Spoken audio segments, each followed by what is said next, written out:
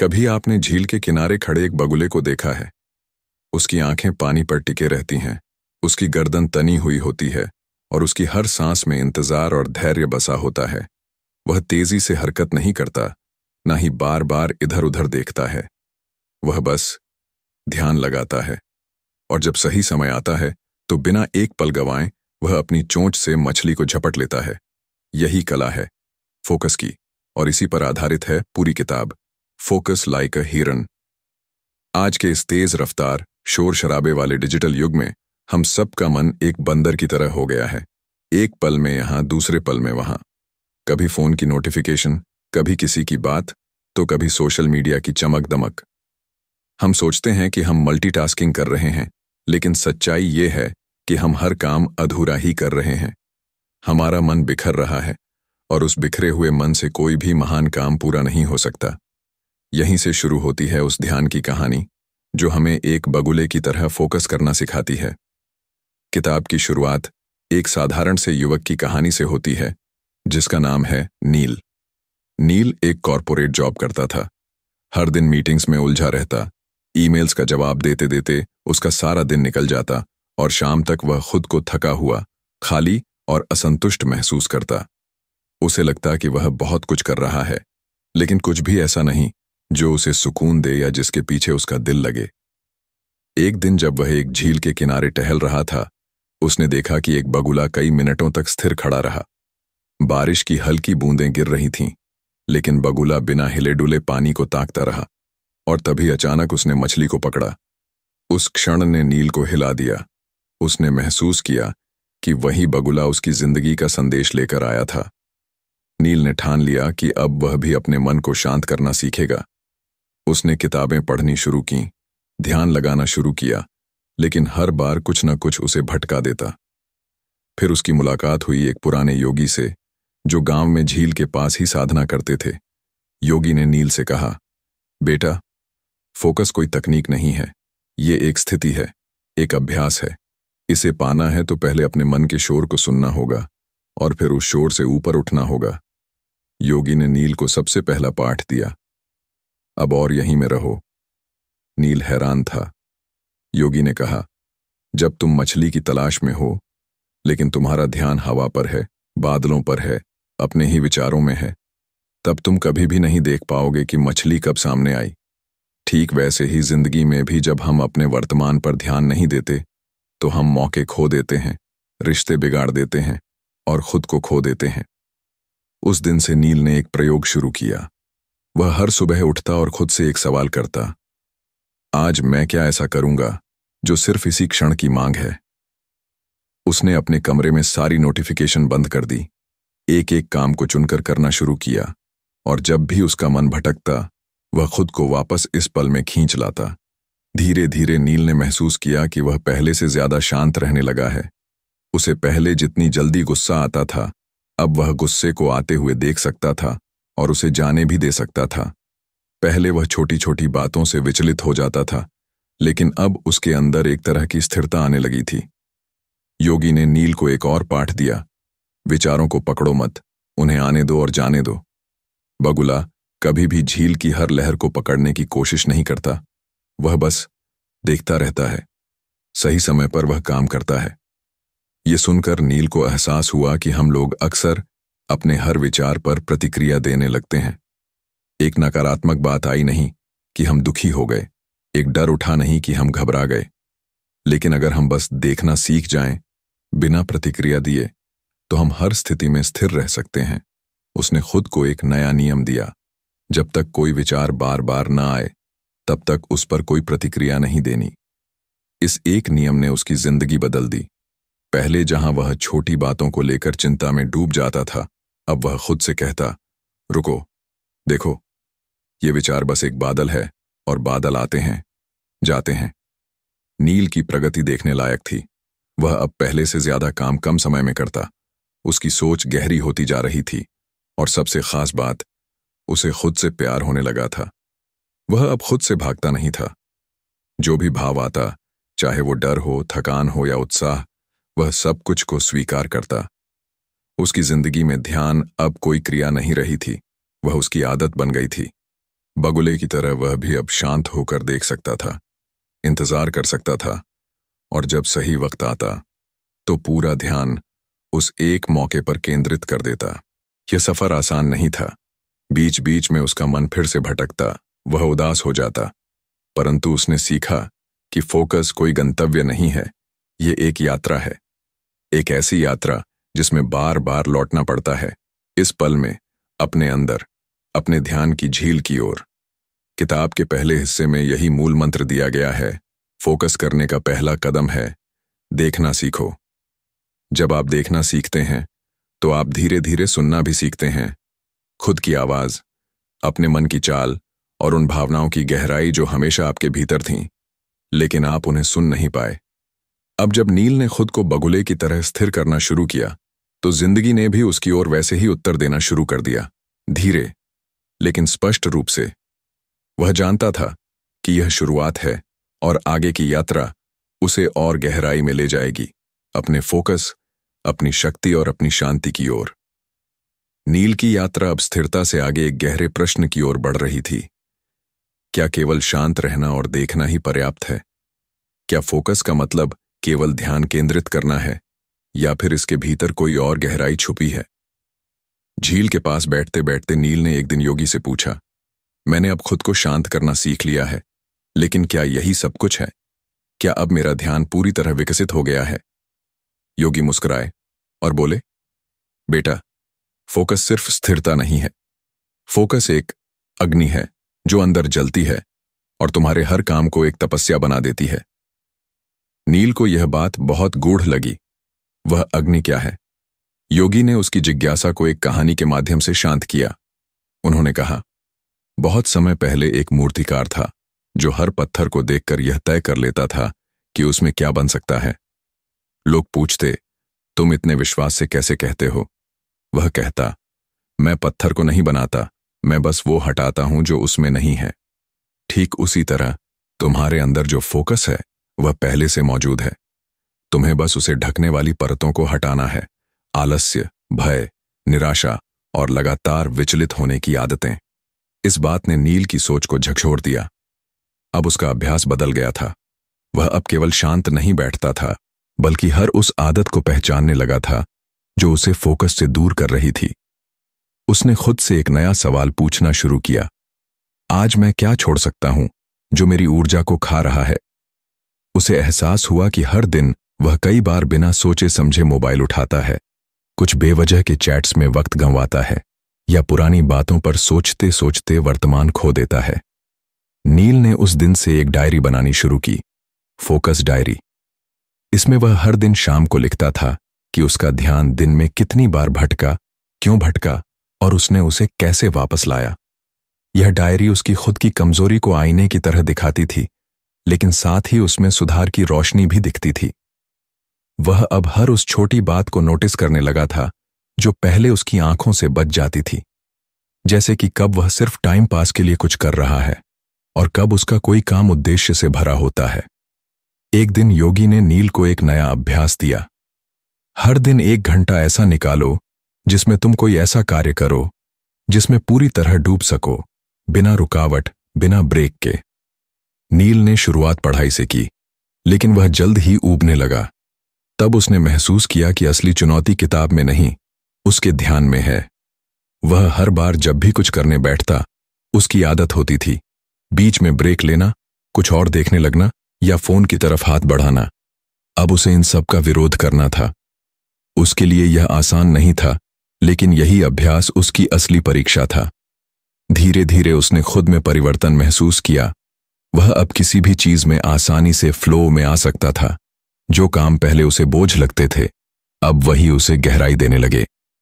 वह एक नया शब्द खुद के लिए इस्तेमाल करने लगा, फोकस मोड।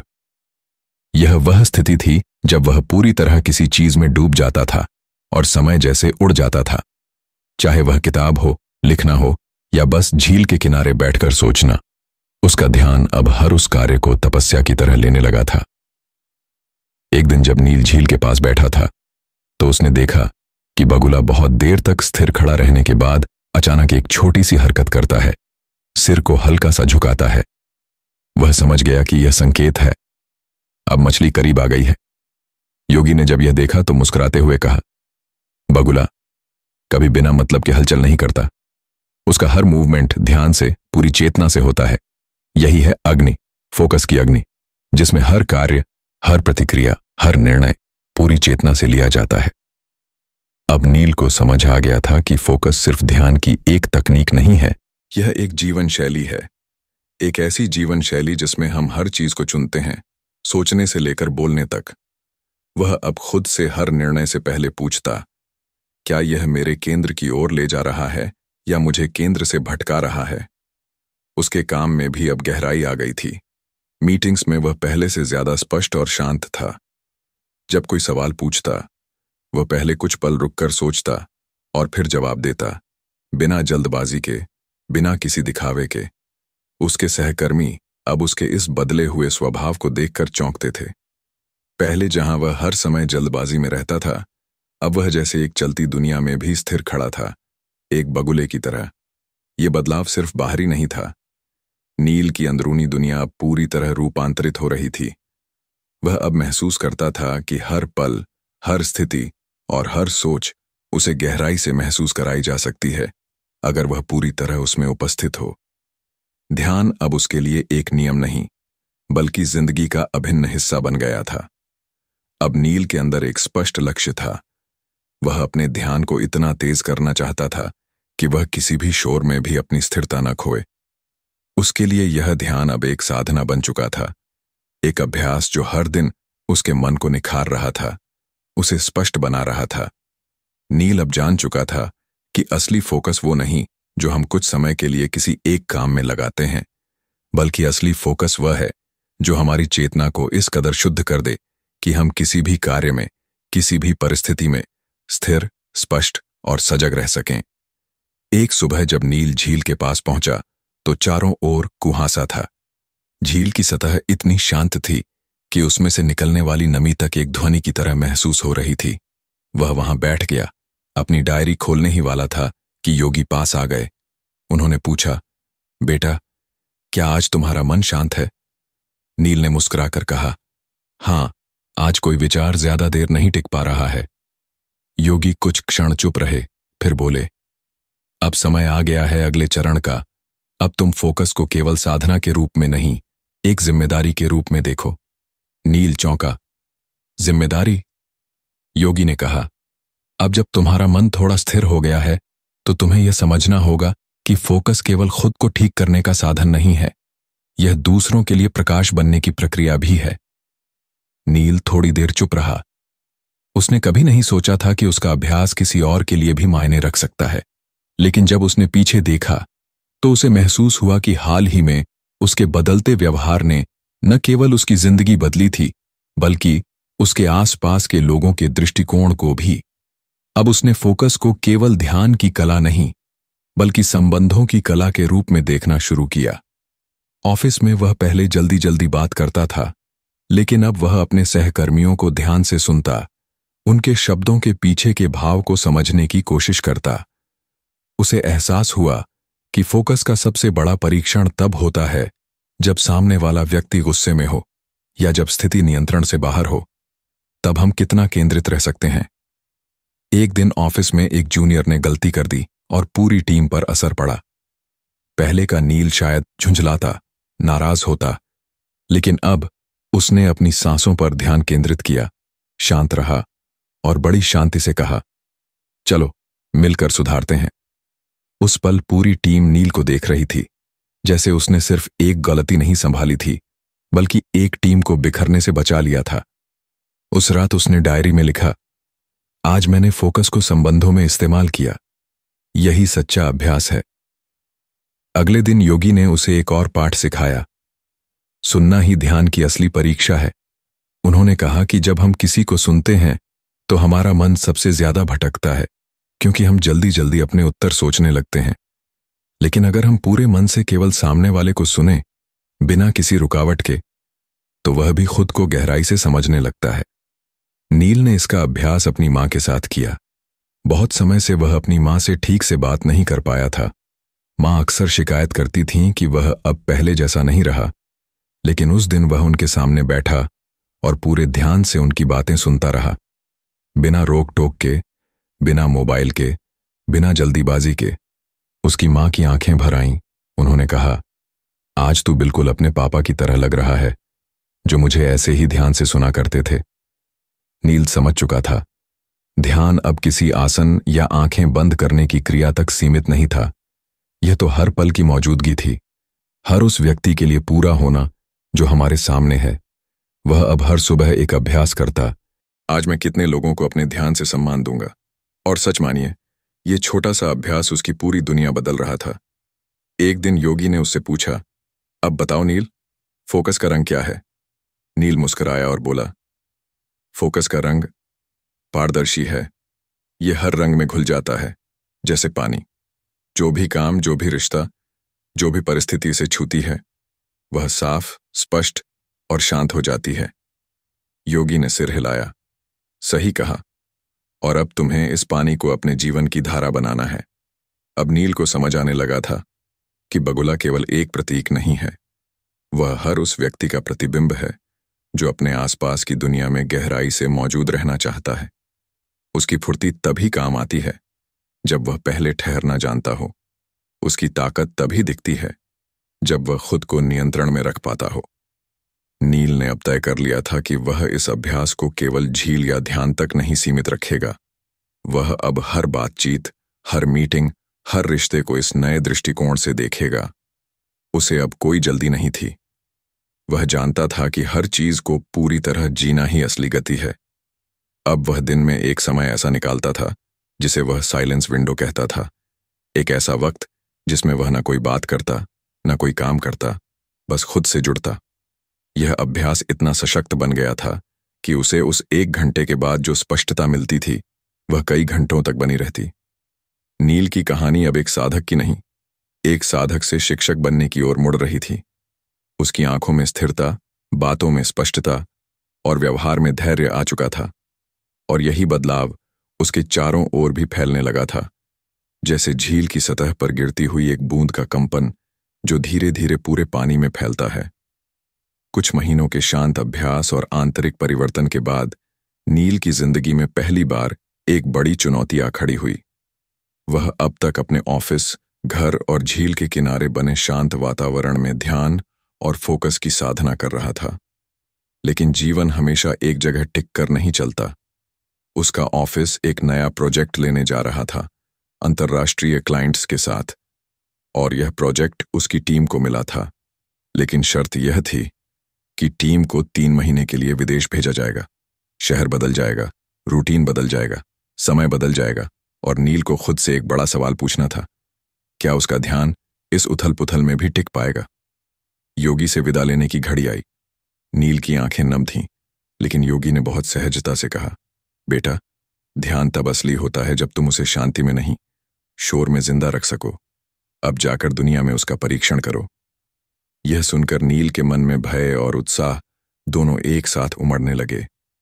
विदेश जाने की तैयारी में बहुत सी चीजें थीं, डॉक्यूमेंट्स, टीम मीटिंग्स, समय सीमा और ढेर सारे लोग जो हर समय कुछ न कुछ पूछते रहते थे। जैसे ही वह नए देश में पहुंचा, उसकी सबसे बड़ी चुनौती शुरू हो गई, समय का नियंत्रण।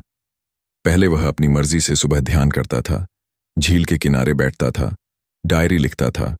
लेकिन अब सुबह मीटिंग होती थी, दोपहर में क्लाइंट कॉल्स और शाम को रिपोर्ट्स। वहां झील नहीं थी, सन्नाटा नहीं था, कोई योगी नहीं था, सिर्फ लगातार बजती ईमेल्स, व्यस्त लोग और तेजी से दौड़ती जिंदगी। पहले हफ्ते में ही नील टूटने लगा, उसका ध्यान भटकने लगा। कई बार तो वह खुद को इस नए माहौल से घिरा हुआ पाता, जहां वह सिर्फ काम कर रहा था लेकिन खुद को खो बैठा था। वह अपनी डायरी खोलना भूल गया, मोबाइल में घुसा रहता और रात को बिस्तर पर लेटते हुए उसकी आंखों में एक खालीपन आ जाता। एक दिन जब वह एक मीटिंग से बहुत थका हुआ लौटा, तो उसने होटल के कमरे में खुद से पूछा, क्या मेरा ध्यान सिर्फ उस शांत माहौल तक सीमित था? क्या मैंने फोकस को केवल एक रिचुअल बना लिया था? उसी रात उसने खुद को जबरदस्ती उठाया, अपनी डायरी खोली और सिर्फ 3 शब्द लिखे, शोर में ध्यान। और यही 3 शब्द उसके अगले बदलाव की नींव बन गए। अब उसने अपने दिन में छोटे छोटे पॉकेट्स खोजने शुरू किए, जहां वह कुछ सेकंड के लिए ही सही, लेकिन पूरी उपस्थिति के साथ रह सके। जैसे जब वह कॉफी के लिए लाइन में खड़ा होता, वह अपनी सांसों को देखता। जब वह मीटिंग में होता तो सामने वाले की बात को पूरी सजगता से सुनता, बिना बीच में दिमाग भटकाए। उसने फोन की नोटिफिकेशन फिर से बंद कर दी और हर सुबह 5 मिनट का मौन अभ्यास शुरू किया, भले ही वह होटल का छोटा सा कमरा क्यों ना हो। धीरे धीरे उसका ध्यान वापस आने लगा। वह जान गया था कि ध्यान अब कोई समय या स्थान पर निर्भर नहीं है, यह तो एक निर्णय है, हर पल के लिए। वह अब बस में बैठे बैठे भी ध्यान करता, एयरपोर्ट पर इंतजार करते हुए भी, या वॉशरूम में हाथ धोते हुए भी। उसका हर क्षण अब अभ्यास बन गया था। फिर एक दिन ऐसा आया जब उसके सामने एक बड़ी परीक्षा खड़ी हो गई। उसकी टीम का एक साथी जानबूझकर कुछ जरूरी जानकारी छुपा रहा था, ताकि वह खुद आगे बढ़ सके और नील को पीछे छोड़ा जा सके। पहले के नील को गुस्सा आ जाता, वह टकराव करता या फिर खुद को कोसता, लेकिन अब वह एक बगुले की तरह शांत खड़ा रहा। उसने उस साथी से अकेले में बात की, पूरी विनम्रता और स्पष्टता के साथ। न तो डर, न क्रोध, न आक्रोश, बस एक तीव्रता और स्थिरता। वह जानता था कि उसका फोकस ही उसकी ताकत है। वह बात धीरे धीरे पूरी टीम तक पहुंची और सभी ने नील की ईमानदारी और स्पष्ट व्यवहार की सराहना की। उसकी टीम को प्रोजेक्ट में सफलता मिली, लेकिन नील के लिए असली जीत वह थी जहां उसने खुद को न खोया, जहां उसने अपने ध्यान को शोर में भी जिंदा रखा। प्रोजेक्ट पूरा होने के बाद जब वह वापस अपने देश लौटा और योगी से मिला, तो योगी ने उसकी आंखों में झांक कर कहा, अब तू सच्चा बगुला बन चुका है, जो अपनी शांति खुद में लेकर चलता है, चाहे दुनिया कैसी भी हो। नील मुस्कुराया और बोला, अब मुझे झील की जरूरत नहीं रही, वह अब मेरे भीतर है। यह अनुभव उसके जीवन का सबसे बड़ा मोड़ था। उसने अब ध्यान को अपने कार्य का, व्यवहार का और हर परिस्थिति का हिस्सा बना लिया था। वह अब दूसरों को भी यही सिखाना चाहता था कि ध्यान कोई विशेष समय या स्थान का गुलाम नहीं, यह हर इंसान की जरूरत है, हर क्षण की शक्ति है। जब नील वापस अपने देश लौटा तो उसके भीतर कुछ स्थायी रूप से बदल चुका था। वह अब पहले जैसा न रहा था। उसकी आंखों में स्थिरता, चलने में सहजता और बोलने में एक अजीब सी शांति थी, जो किसी भी कमरे में मौजूद बेचैनी को पिघला देती थी। उसकी टीम, उसके दोस्त, यहां तक कि उसके परिवार वाले भी यह महसूस करने लगे थे कि नील में अब कोई छुपी हुई गहराई है। अब वह सिर्फ एक कामकाजी इंसान नहीं था, बल्कि चलती फिरती जागरूकता बन चुका था। लेकिन नील अब केवल खुद को केंद्रित रखना नहीं चाहता था। अब वह उस फोकस को दुनिया के साथ बांटना चाहता था, जो उसके जीवन की असली पूंजी बन गई थी। उसने सबसे पहले अपने ऑफिस में एक प्रयोग शुरू किया। उसने अपने मैनेजर से बात की और आग्रह किया कि हर हफ्ते 15 मिनट की फोकस साइलेंस मीटिंग रखी जाए। एक ऐसी मीटिंग जिसमें कोई बात नहीं करेगा, कोई डिस्कशन नहीं होगा, बस सभी अपनी आंखें बंद करके एक साथ बैठेंगे। पहले कुछ लोगों ने इसका मजाक उड़ाया, कुछ ने इसे समय की बर्बादी कहा, लेकिन नील ने हार नहीं मानी। वह जानता था कि यह मौन ही असली शोर को शांत करेगा। धीरे धीरे कुछ लोग जुड़ने लगे और फिर कई हफ्तों बाद वह साइलेंस मीटिंग ऑफिस की सबसे पसंदीदा प्रैक्टिस बन गई। लोगों ने बताया कि वे पहले से कम तनाव महसूस करते हैं, मीटिंग्स में कम गुस्सा आता है और काम में ज्यादा स्पष्टता आती है। नील ने तब महसूस किया कि फोकस सिर्फ एक मानसिक शक्ति नहीं, बल्कि एक ऊर्जा है जो पूरे वातावरण को बदल सकती है। उसने अपने पुराने कॉलेज में भी एक वर्कशॉप रखी, ध्यान इन द डिजिटल वर्ल्ड। वहां जब वह स्टेज पर खड़ा हुआ और छात्रों से पूछा, आपका सबसे बड़ा शत्रु कौन है, तो जवाब आया, social media, distraction, overthinking, comparison. Neel ने एक गहरा सांस लिया और कहा, नहीं, आपका सबसे बड़ा शत्रु अनकंट्रोल्ड अटेंशन है। जब आपका ध्यान बिखरा रहता है तो ये सब चीजें आपको खा जाती हैं, लेकिन जब आप बगुले की तरह अपनी दृष्टि साध लेते हैं, तब आप इन सब से ऊपर उठ सकते हैं। उस दिन उसने बगुले की कहानी सबके सामने दोहराई, कैसे वह स्थिर खड़ा रहता है, कैसे वह अपनी आंखों से शिकार पर नजर रखता है, कैसे वह सही समय आने तक कुछ नहीं करता, और कैसे हर कोई, हर छात्र, हर वयस्क उस बगुले की तरह बन सकता है। स्टूडेंट्स मंत्रमुग्ध हो गए। उन्हें पहली बार समझ आया कि फोकस कोई जबरदस्ती की चीज नहीं है, यह तो एक चेतन निर्णय है। हर बार, हर परिस्थिति में नील अब वर्कशॉप्स, वेबिनार्स और छोटे छोटे ध्यान सत्र करने लगा था। लेकिन एक दिन उसकी जिंदगी में एक और मोड़ आया, जब एक स्कूल से बुलावा आया। यह स्कूल शहरी नहीं, बल्कि गांव के एक कोने में था, जहां के बच्चों के पास ना मोबाइल था, ना लैपटॉप, ना किताबों की भरमार, बस थोड़ी सी जिज्ञासा और एक शरारती मुस्कान। वहां पहुंचते ही नील को लगा जैसे वह किसी और ही दुनिया में आ गया हो। बच्चे कक्षा में इधर उधर भाग रहे थे, कोई ध्यान नहीं दे रहा था, लेकिन वहां के एक शिक्षक ने उससे कहा, साहब, इन्हें ध्यान करना सिखाइए, शायद कुछ बदल जाए। नील ने वहां कोई उपदेश नहीं दिया, कोई बड़ी बात नहीं कही। उसने बस एक काम किया। वह सब बच्चों को बाहर मैदान में लेकर गया, उन्हें बिठाया और कहा, आंखें बंद करो और सिर्फ पंछियों की आवाज सुनो। शुरू में बच्चे हंसे, चुप नहीं बैठे, लेकिन नील हर दिन आता रहा और एक हफ्ते में कुछ बच्चों ने शांत रहना शुरू कर दिया। दूसरे हफ्ते सबने आंखें बंद करना शुरू किया। तीसरे हफ्ते मैदान में एक अजीब सी चुप्पी छा जाती थी, जिसमें बस हवा की सरसराहट और बच्चों के भीतर की स्थिरता गूंजती थी। उस दिन नील को समझ आया कि ध्यान किसी एक भाषा का मोहताज नहीं, यह तो हर आत्मा की जरूरत है। अब वह खुद से एक नया सवाल पूछता, मैं आज कहां बगुले जैसा बनूंगा? किस जगह मौन फैलाऊंगा? किस जगह स्थिरता छोड़ जाऊंगा? उसे अब इस साधना में खुद का नाम नहीं चाहिए था, पहचान नहीं चाहिए थी। उसे चाहिए था कि हर जगह लोग अपने ध्यान से खुद को देख सकें। एक शाम जब वह झील पर वापस लौटा तो उसे वही पुराना बगुला दिखा। वह वैसा ही था, स्थिर, मौन और जल की सतह को ताकता हुआ। नील ने मन ही मन कहा, तू अब मेरे भीतर है, मैं अब जहां जाऊं तेरी स्थिरता साथ रहे।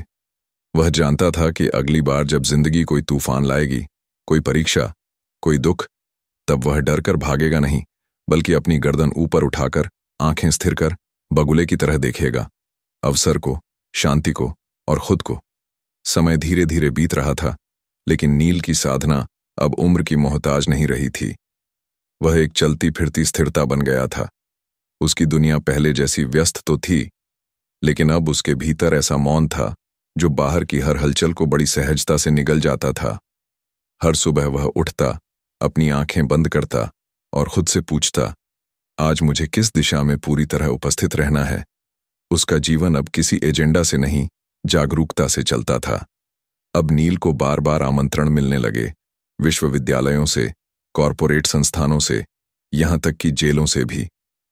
एक दिन जब वह एक युवा बंदियों की जेल में गया तो उसके मन में हल्की घबराहट थी। वहां जो लोग थे वे वो थे जिन्हें समाज ने अस्वीकार कर दिया था, जिनके चेहरों पर अपराधों की परछाई थी और आंखों में भविष्य का अंधकार। लेकिन नील ने वही किया जो उसने हमेशा किया था। उन्होंने सबसे पहले मौन की प्रैक्टिस कराई। कोई प्रवचन नहीं, कोई भाषण नहीं, बस आंखें बंद कर सबको अपने भीतर जाने का निमंत्रण दिया। वो 1 घंटा जेल की दीवारों को भी पिघला गया। वहां मौजूद एक युवक, जो कभी डकैती में पकड़ा गया था, रोने लगा। नील उसके पास गया और उसने बस उसका कंधा छू लिया। वह युवक बोला, मैंने पहली बार खुद को देखा है, जैसे मैं अब तक बाहर ही भागता रहा, अंदर कभी गया ही नहीं। नील मुस्कुराया और बोला, यही तो ध्यान है, खुद को अंदर जाकर देखना। बाहर की दुनिया भले ही शोर करे, लेकिन तुम्हारा केंद्र, तुम्हारी असली पहचान भीतर है, स्थिर, शांत और उज्ज्वल। उस दिन के बाद नील ने तय कर लिया कि वह अब अपने अनुभव को एक किताब की शक्ल देगा। लेकिन यह किताब मोटिवेशनल नहीं होगी, ना ही किसी गुरु के शब्दों का संग्रह। यह एक आम आदमी की यात्रा होगी, जो बस थक गया था, बिखर गया था और फिर खुद को टुकड़ों में से समेटकर एक नई संरचना में गढ़ लिया था। किताब का नाम उसने वही रखा, फोकस लाइक अ हेरन। वह जानता था कि यह नाम किसी तकनीक का प्रतिनिधित्व नहीं करता, बल्कि एक जीवन शैली, एक मौन प्रतीक और एक आंतरिक ऊर्जा का प्रतीक है। किताब छपने के बाद लोगों ने उसे खूब सराहा। युवाओं ने कहा कि यह किताब उन्हें खुद से जोड़ती है, प्रोफेशनल्स ने कहा कि उन्होंने पहली बार काम में सुकून महसूस किया और बुजुर्गों ने कहा कि यह पुस्तक उन्हें फिर से जीवन के भीतर उतरने की प्रेरणा देती है। नील जानता था कि वह कुछ खास नहीं है, लेकिन उसने जो साधा था वह हर किसी के भीतर संभव है। एक बार फिर वह उसी झील के किनारे पहुंचा जहां उसकी यात्रा शुरू हुई थी। झील अब भी वैसी ही थी और वही बगुला, शायद अब बूढ़ा हो चला था, लेकिन उसकी आंखों में वही स्थिरता, वही ताकत बाकी थी। नील उसके पास बैठ गया। वह अब कुछ नहीं सोच रहा था, कुछ भी नहीं बोलना चाहता था, बस वहां होना चाहता था, उसी ऊर्जा में, उसी मौन में, उसी एकाग्रता में। तभी एक छोटा सा बच्चा वहां खेलने आया और नील के पास बैठ गया। बच्चा पूछने लगा, आप क्या कर रहे हैं? नील मुस्कुराया और बोला, मैं देख रहा हूं। बच्चा बोला, क्या देख रहे हो? नील की मुस्कान और गहरी हो गई। अपने भीतर को। बच्चा थोड़ी देर चुप रहा, फिर बोला, क्या मैं भी देख सकता हूं?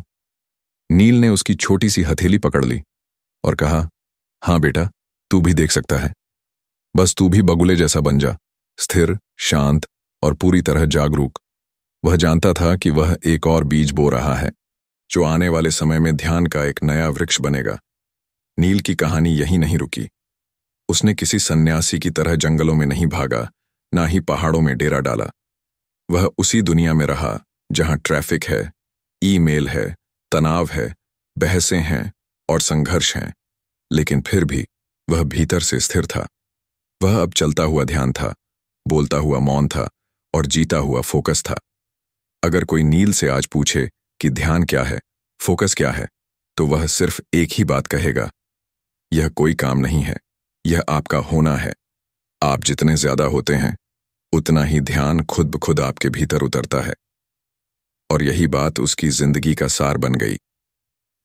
आज जब हम फोकस लाइक अ हेरन पढ़ते हैं, तो वह सिर्फ शब्दों का संग्रह नहीं लगता, वह हमारे भीतर की यात्रा का दर्पण बन जाता है। और हर कोई जो इसे पढ़ता है, वो कहीं ना कहीं खुद से कहता है, मैं भी बन सकता हूं बगुला।